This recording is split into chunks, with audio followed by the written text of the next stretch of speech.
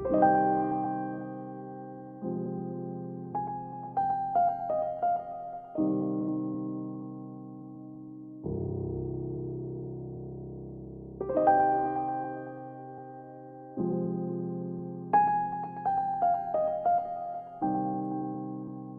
1957, le journal L'Humanité saluait le centenaire du 8 mars 1857, ce jour où les ouvrières de l'habillement de la ville de New York s'en allèrent défiler dans les rues comme des hommes portant pancartes et banderoles pour des meilleures conditions de travail et le respect de leur dignité.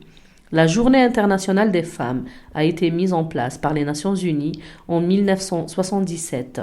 Initialement, cette journée représente un moment de lutte pour l'égalité des droits. Mais qu'est-ce qui fait sa spécificité pour Carva, Paulette et Marité qui sont avec moi sur le plateau de Radio des Sans-Voix? C'est moi la voix. Non, c'est moi la voix. Non, c'est moi la voix. Nous sommes la voix. Nous sommes tous la voix des Sans-Voix. Bonjour tout le monde. Bonsoir Lila. Merci. Carva, bonjour Paulette, Marité, bonsoir. Ravi de vous avoir avec nous. Bonsoir. Alors, que représente le 8 mars pour chacune de vous? Je pense une certaine libération de la femme depuis quelques années, depuis que cette journée est commémorée.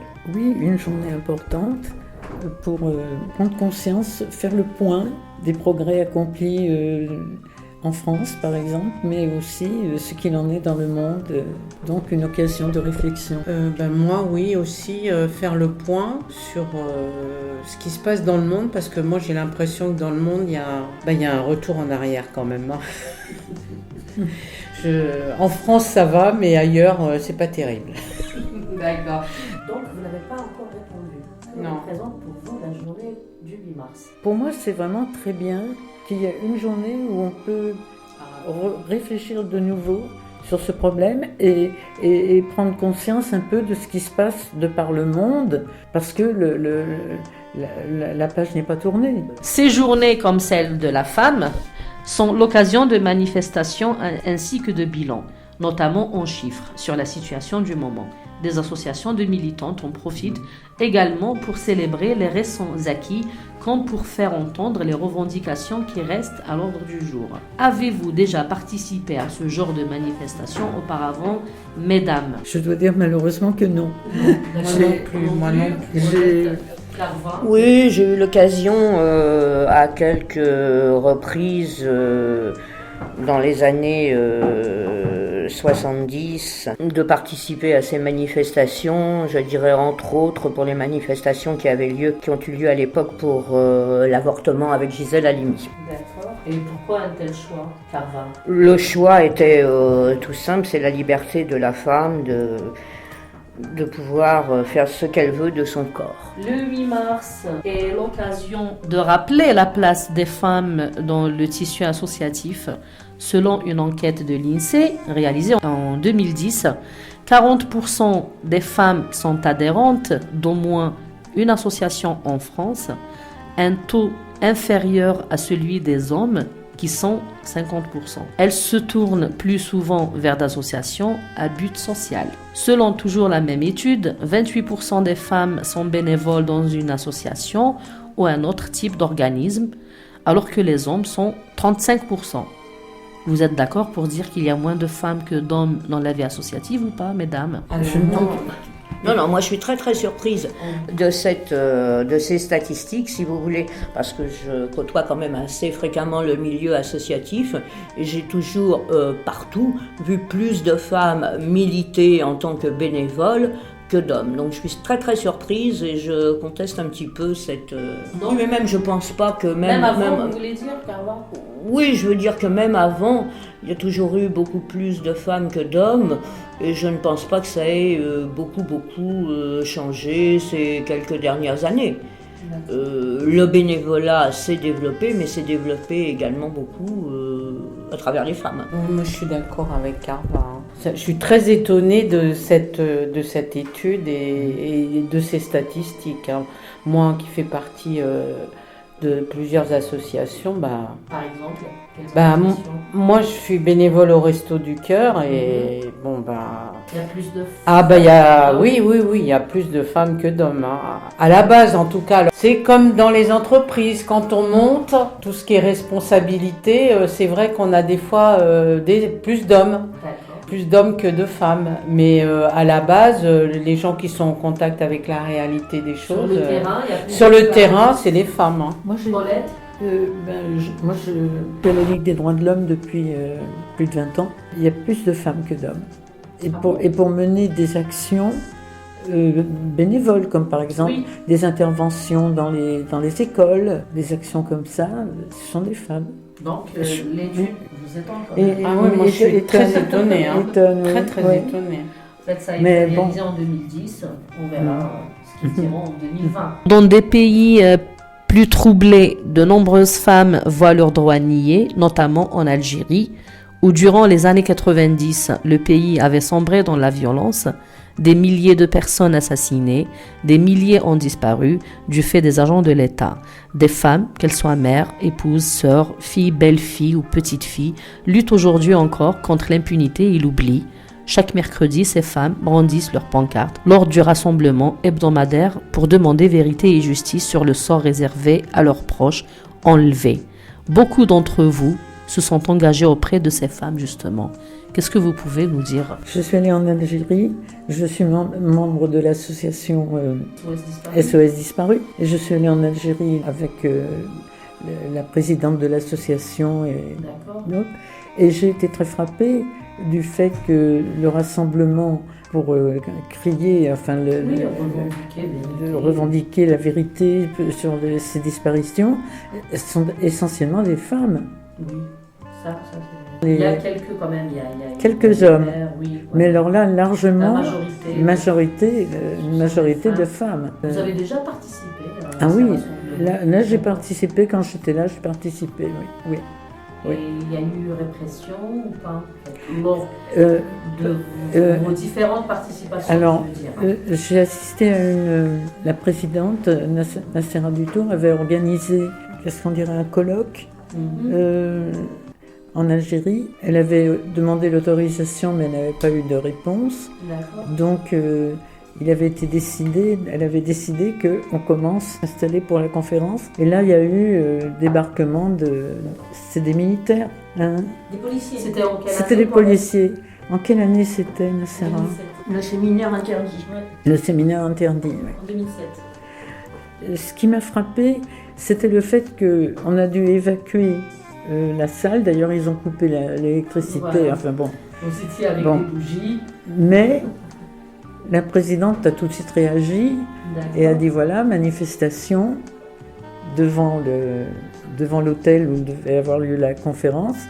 Et on a pu manifester là, il n'y a rien eu.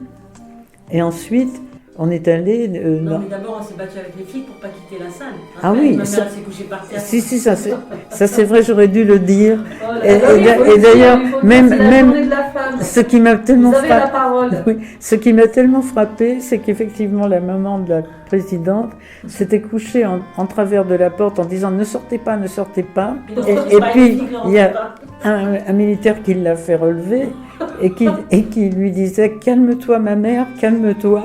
Et elle le repoussait en disant je veux pas de tes bisous. Mais il y avait donc ce respect pour une... Oui. Voilà. Une femme âgée. Oui. Et puis ensuite, on est allé à la maison des journalistes, la presse, et il n'y avait on n'a pas eu de problème non plus dans une sorte d'incohérence, mais qui est pratiquée, je crois, presque dans toutes les dictatures. C'est comme ça. Donc vous qualifiez le régime algérien de dictateur en fait, honnêtement. Peut-être je suis allée trop fort, mais... mais parce que je pense que des témoignages par exemple de journalistes iraniens qui racontaient qu'on ne sait jamais où est la ligne rouge. À un moment, on va se dire tiens, on écrit ça, oh là là, on va essayer de nous faire fermer le journal, on va se retrouver en prison, etc. Ça passe. Et puis une autre chose qui paraît anodine, et là c'est le coup de bâton. Ouais.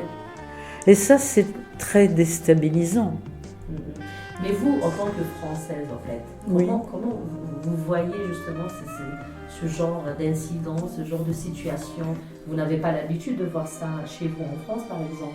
On réalise que On a de la chance. que ce n'est, enfin bon, c'est pas une démocratie. Bon, c'est voilà. Tout ce que j'ai pu lire, par exemple, entre autres sur le stalinisme, il y avait toujours toute cette angoisse où les gens ne savaient jamais où était la ligne à ne pas franchir. Ça, c'est terriblement angoissant, déstabilisant. Oui. Vous direz la même chose, Marie-Thé? Ah là, ce qu'elle vient de dire, oui, je suis assez d'accord. C'est vrai que nous, ici, on a de la chance quand même en France. On est dans un pays démocratique, quoi. On peut considérer comme démocratique. Vous avez eu à Non. participer à des rassemblements dans des pays étrangers, Non, par exemple? jamais. Non, jamais. D'accord. Et vous, Carva? Oui, j'ai déjà participé à des À rassemblements à l'étranger, si vous voulez. Et je dirais que moi, j'ai une très très grande admiration pour ces femmes qui, tous les mercredis, se rassemblent pour demander la vérité et la justice depuis plus de 20 ans. Espérons que les choses aboutiront un jour ou l'autre, parce que il est tellement dur pour ces familles de ne pas pouvoir faire leur deuil, puisqu'elles n'ont jamais retrouvé les corps de leur mari ou de leurs enfants. Et je pense que ça, il faut en prendre conscience. Ça vous étonne en tant que Française? Ça m'étonne, oui et non, je dirais, parce que malheureusement, il n'y a pas qu'en Algérie où ce problème existe. Au Maroc, ça a existé. Ça a existé au Maroc, ça existe en Espagne, dans les pays de l'Est, en Argentine, avec les maires de la place de Mai. Oui, bien sûr. Donc, si vous voulez, ça m'étonne pas tellement finalement, mais c'est vraiment quelque chose contre lequel il faut absolument lutter aujourd'hui. Et je pense qu'il y a une chose qui m'a aussi beaucoup frappée. Quand il y a une reconnaissance de l'État algérien, c'est une disparition dont l'État algérien est responsable, la police ou l'armée, et alors elles peuvent recevoir une indemnisation, et que très souvent ces femmes très pauvres, quand on ne peut pas répondre à leurs questions, pourquoi a-t-il été arrêté, oui, vous dites qu'il est mort, mais quand est-il mort, où est-il enterré, etc. Vous ne répondez pas à ces questions, alors on ne prend pas l'argent. Et ça, je trouve que c'est admirable, admirable. C'est parce que voilà, elles préfèrent... il y a une grandeur morale dans une chose comme ça, vraiment. Pour les indemnisations, il faut signaler la personne décédée, signer déjà les papiers. Alors que quand on n'a pas vu avec nos propres yeux un proche décédé, et même on ne connaît pas la tombe, je pense que c'est un peu limite, c'est une humiliation. Parce que moi j'ai entendu ce mot, en fait, humiliation, lors de différentes interviews qu'on a réalisées avec des familles de disparus. Et souvent, c'est le mot qui revenait en fait. Mais l'indemnisation n'empêche pas que malgré tout, certaines familles continuent à militer, à rechercher la vérité et la justice, alors qu'elles ont reçu l'indemnisation.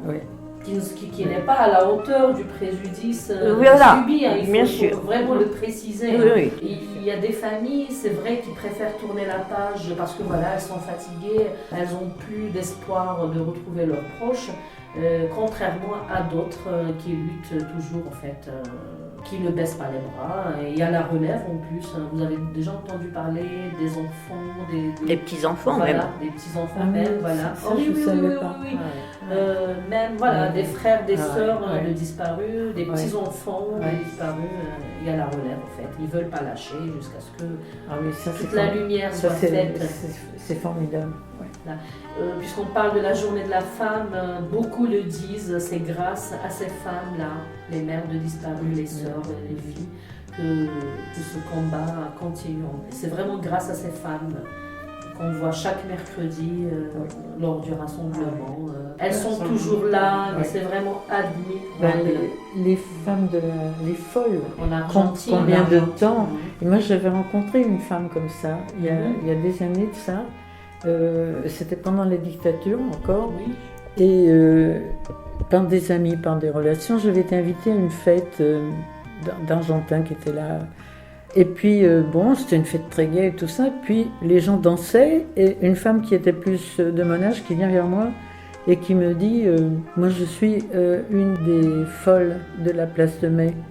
Parce que mon fils et sa femme font partie des disparus. Mais je crois vraiment, elle m'avait dit, que ce régime va tomber un jour. Et là, on va découvrir des camps. À l'époque, ça vous paraissait...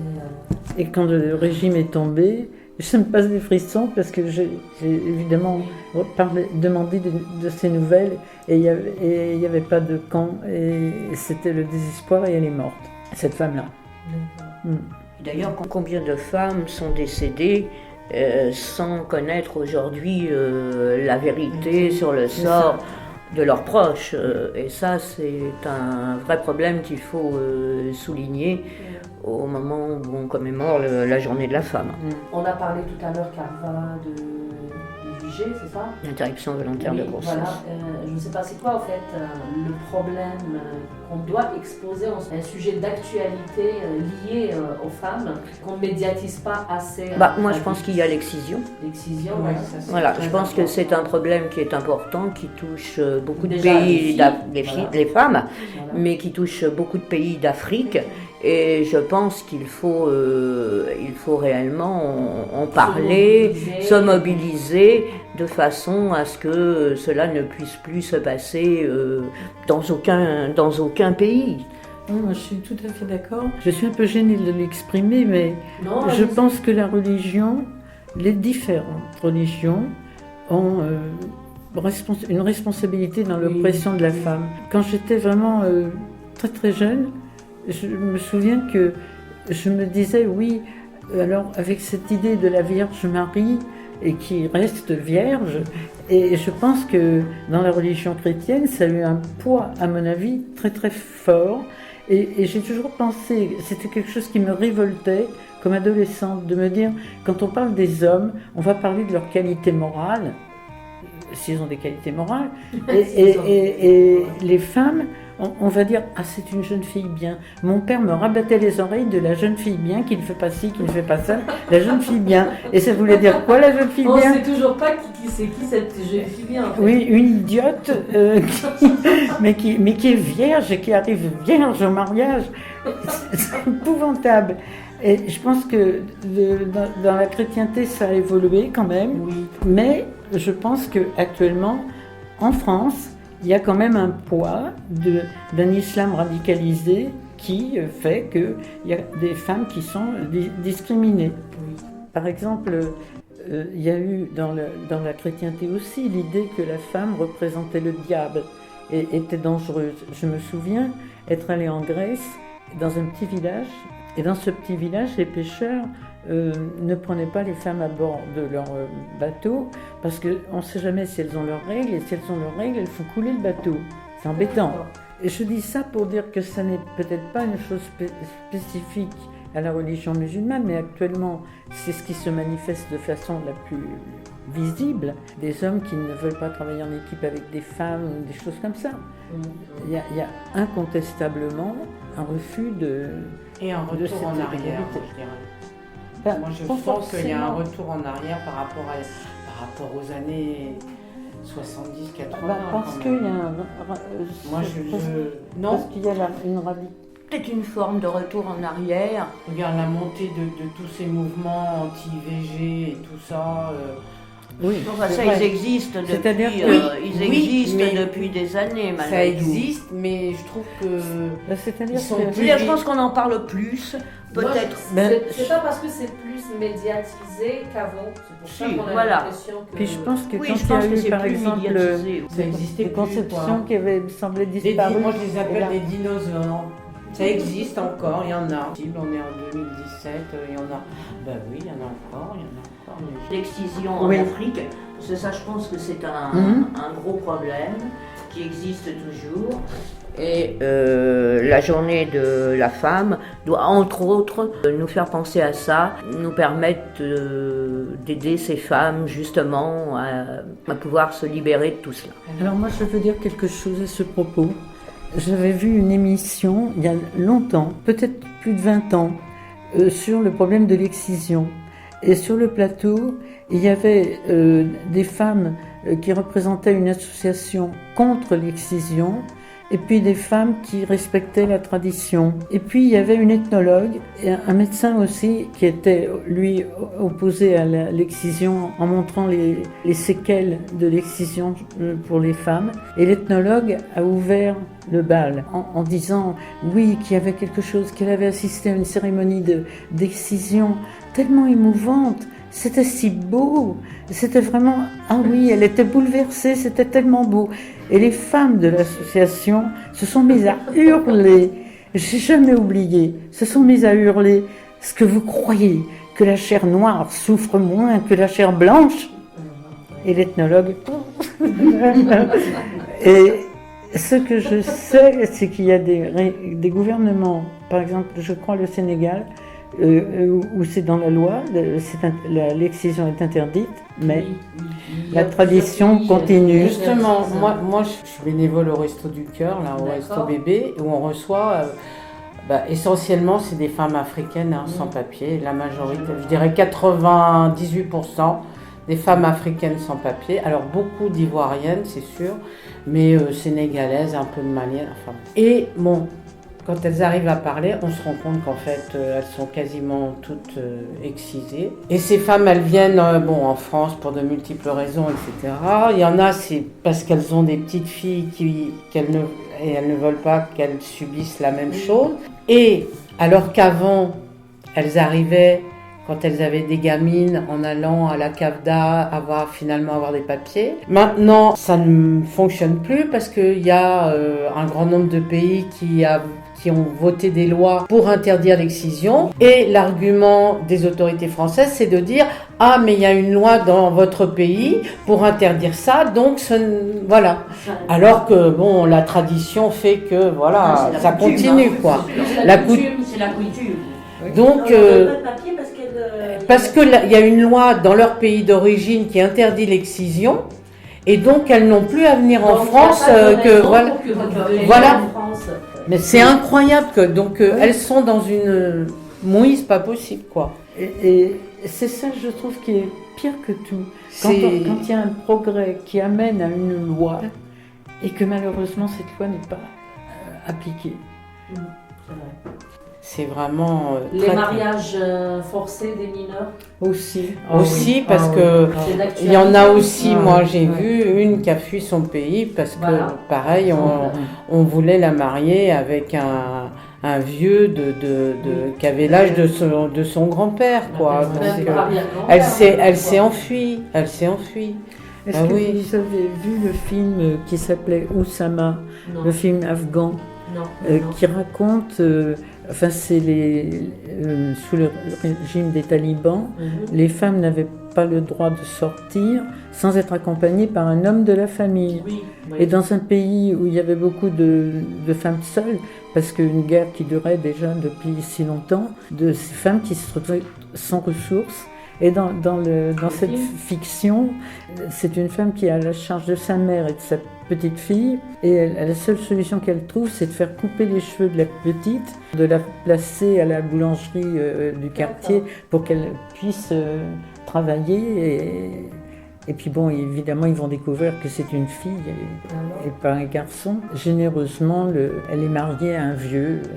Et je me rappelle, le film se terminait, on voyait la gamine qui grimpait à l'échelle pour monter dans le grenier. Enfin bon, et le vieux qui suivait. Oh, c'était terrible. C'est tout à fait intéressant ce que vous dites, Paulette. Et moi, je veux revenir un petit peu là-dessus. J'ai eu, dans ma carrière, j'ai donc été, entre autres, manager dans une banque arabe. Et je devais, pour le métier, me rendre en Arabie Saoudite.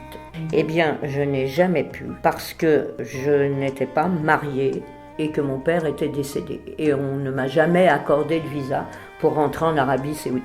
C'est intéressant. Tuteur, en fait. Voilà. Parce que les femmes sont toujours mineures en Arabie. Voilà. Bon, enfin, en fait, je crois par rapport à la que... religion, c'est Oui, mahram, on appelle il y a... Mais par contre, il y a quand même les choses ont évolué.